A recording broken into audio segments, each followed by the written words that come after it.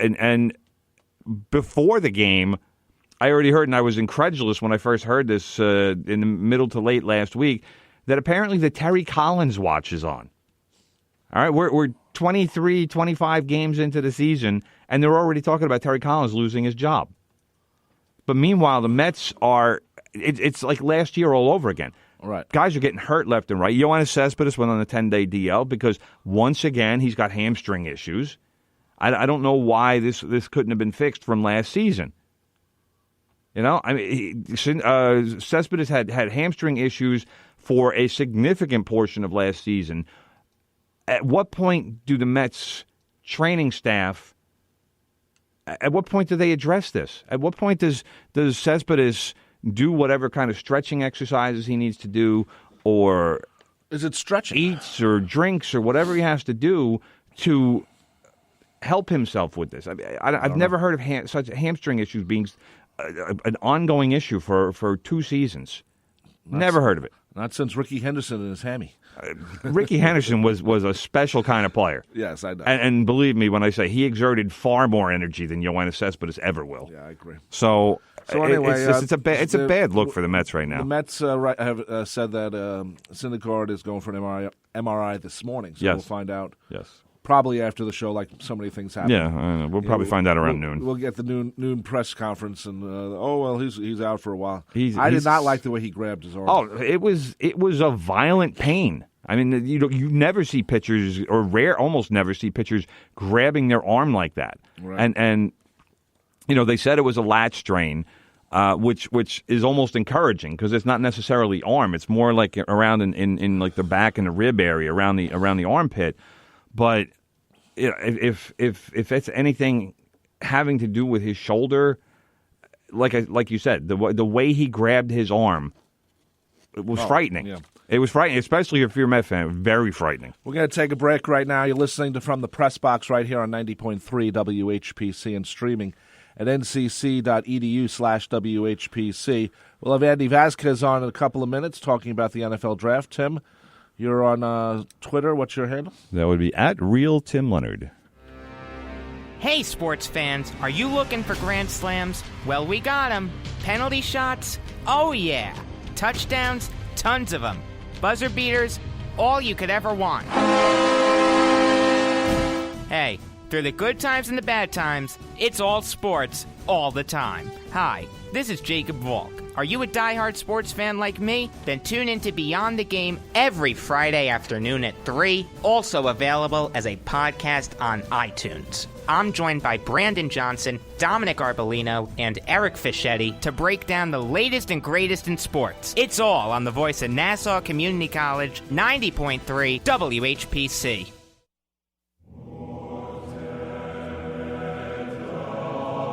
Is this really the most interesting thing on the radio right now?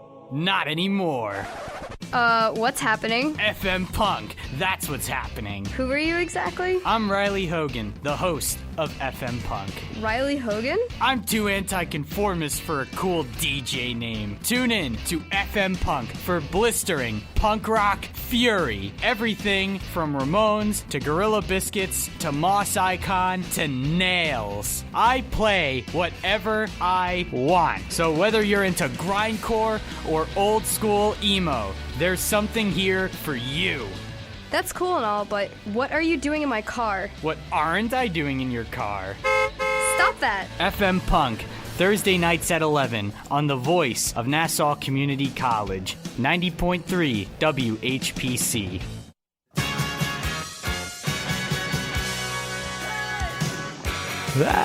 Yeah. Forever young, not anymore. Is that the line? Forever young, not anymore? No. What's the line? Forever young, something. Which I thought was appropriate for the Dare to Be Different movie. Yeah. You know, what was it? Dare to Be, what was it? Dare to Be Different. No, Forever Young. I Cannot Stay. Oh, that's it. That's it. Okay. Just checking. Anyway, you're listening to From the Press Box right here on 90.3 WHPC, part of the WHPC Sports Network. You got us on Mondays, 10 a.m. to 11 a.m. You got the home stretch every Tuesday, 9 p.m. to 11 p.m. You have Sports Talk, 9 p.m. to 11 p.m. on Thursday. And on Friday, you have Beyond the Game with Jacob and the boys. from 3 p.m. to 4 p.m. right here on WHPC. And, of course, this show becomes a podcast on Spreaker.com right afterwards. Joining us on the phone, I'm sure he had a great time enjoying the NFL draft this weekend. It's Andy Vasquez. He is the Jets beat writer for the Bergen Record. Andy, have you gotten over the draft? I've been sleeping for much of the last 24 hours. I was going to say, yeah, lots of enjoyment at the draft. A lot of trade moving around. My head is still spinning, but it was an interesting week for the Jets. That's for sure. And this time the draft was in Philadelphia, right? That's right. Yep, yeah. It was in Philadelphia on the Rocky Steps. On the Rocky. That's right. They built Basically, they built a convention hall on the Rocky Steps or something like that. And, really? And that's where they had the draft. Yeah, it was kind of strange. That's very strange. Yeah, big stage there. Why wouldn't they just go to whatever the arena is? And the Eagles fans were all outside. I actually turned on the draft. I got home from one of my alarm shows, like a pick or two before the Eagles took their third rounder, and I couldn't believe the reaction. And just how crazy the Eagles fans were going about some cornerback from West Virginia. So it was. It sounded like it was a lot of fun for the fans anyway. I'm sure for the sports writers it maybe wasn't the best time, but what draft is. Well, I was sitting in a windowless room in Florham Park, so I didn't have to. Oh, there you go. I didn't have to see that up close. Just sat there waiting for McCagnon and Bowles to come out and talk about their picks. So it didn't affect me too much, but it looked interesting, that's for sure. Yeah. Okay, well, let's talk about the Jets' picks. Should Jet fans be happy with what the Jets picked? I think so. I think it could have gone a lot worse. I mean, if you look at the quarterbacks who were on the board, I think it would have been a reach for the Jets to take one. And if at this stage, if you miss on a quarterback again, it's going to be crippling to this team for years to come. So I think Jamal Adams at number 6 overall was the right thing to do. He fills a huge need for the Jets. Their secondary was an absolute dumpster fire last year. He can play right away. He's about as sure thing, as much of a sure thing as you can get. And, he was projected to go as high as number 2, so it was really fortunate for the Jets that he fell to them. I think just the fact that they got a guy of that quality should make Jets fans happy, even if you don't like what they did the rest of the draft. I mean, there are some arguments to be made that maybe in the second round, they could have taken a flyer on a quarterback, maybe Deshaun Kaiser, but they went with a safety there, Marcus May from Florida, another guy who, he's not as much of a sure thing as Adams, but he's definitely a guy who can help right away and is probably going to be an upgrade over what they had last year. And then they added some passing weapons too. So I think overall you've got to be pretty happy they addressed a lot of their needs. Of course, we're still wondering what's going to happen at quarterback, but if that wasn't the case, it wouldn't be the Jets. Exactly. Yeah, what's going on with their quarterback? I mean, that is something that, you think they would have done something better in the draft, and they didn't, and maybe they make a trade.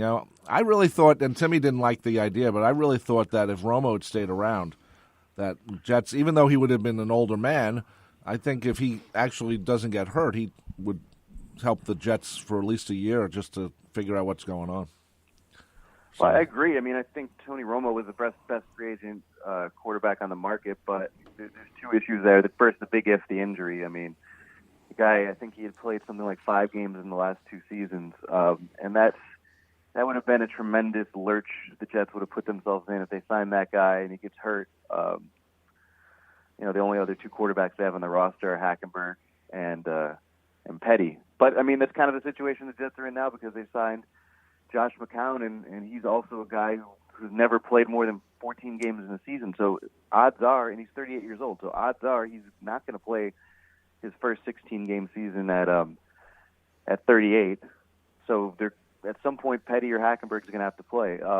So going back to Romo, the other issue is, would he have wanted to come here? Would he have wanted to come play for a Jets team that really doesn't look like it's going to be that competitive? So I don't know if that would have worked out.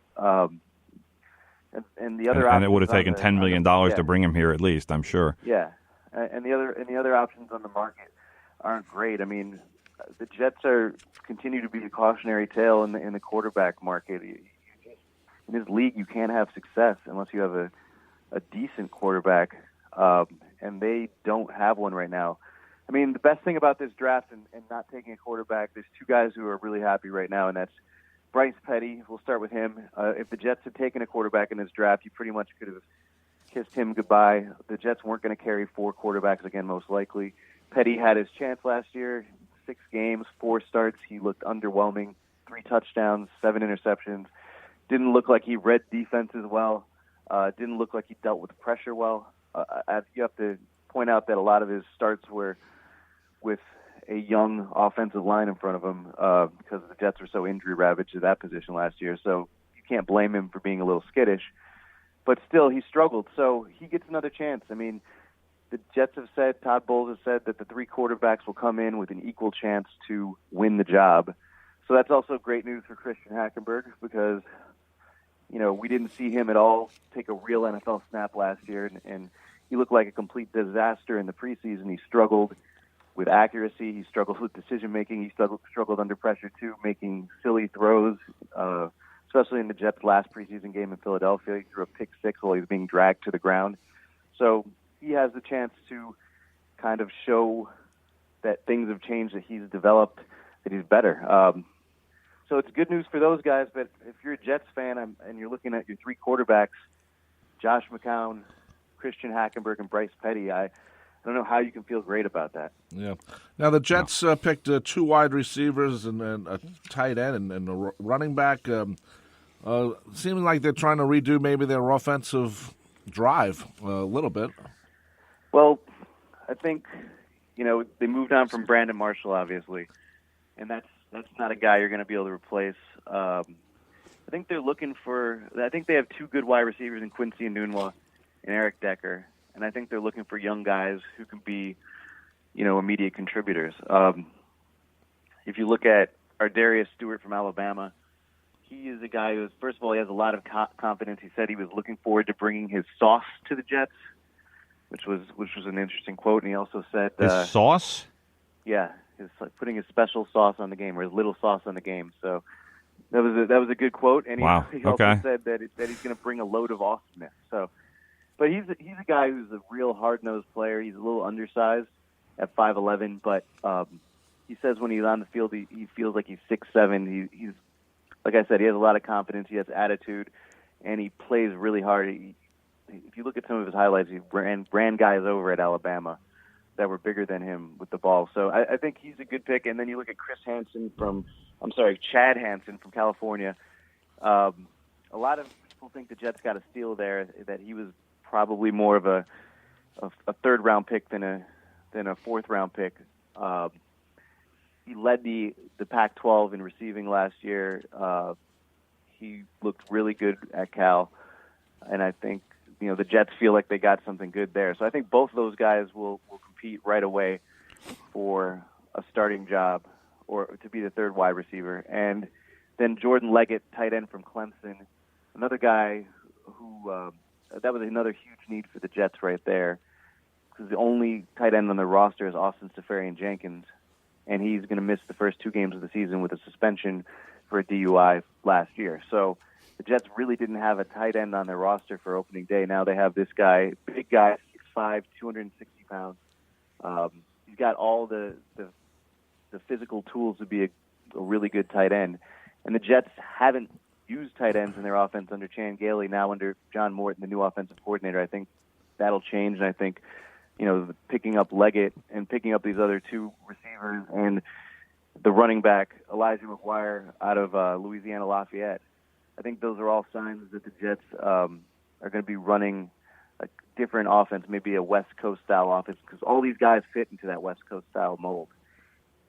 Yeah, that's what I've seen about Morton is that they're planning on running a West Coast offense, and when I hear West Coast offense, the first thing I think of is, all right, well, you need a quarterback to run that offense.